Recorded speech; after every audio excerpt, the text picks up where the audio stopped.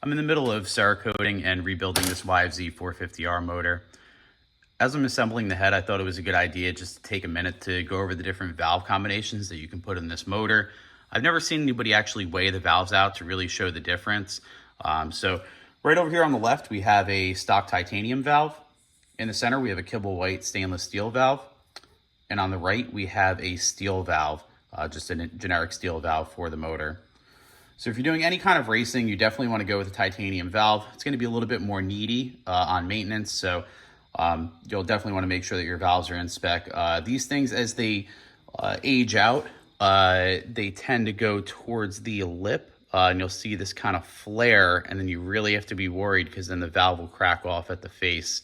So definitely something to pay attention about. Very light, very strong. They need a lot of maintenance, and they don't last as long, but you'll get maximum performance with the titanium valve. Stainless steel valve, this thing will absolutely go through the ringer. This thing is a monster, a lot less maintenance needed. You're not going to get as fast of revving as you'll see in the weight difference, but very strong valve overall. If you want an absolute tractor, you can put a steel valve in there. If you don't really care about performance, you're not racing, you just want something that you can set it and forget it. Listen, steel is very cheap and affordable. Great option to go with if you really don't care about that peak performance. With both the stainless steel and the steel, you do need to do new valve springs. The valve springs can float that come with the titanium valves because you'll see the weight is just so much different compared to stock. While we're on the topic of maintenance, one very important thing to touch on right now, when you're talking about top-end maintenance, valve maintenance, not only is valve lash important, but cleaning and replacing your air filters very frequently is so important.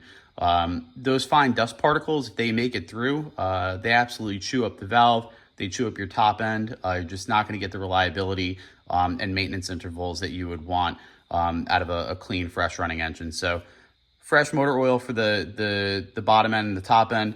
And then for valves, nice clean air filter. You'll be running a long time. All right, up first is the stock titanium valve. It weighs in at 14.23 grams. Next up is the Kibble white stainless steel valve. Weighs in at 21.16 grams. And lastly, the steel valve, which weighs in at 23.6 grams. So that is a significant difference across all three.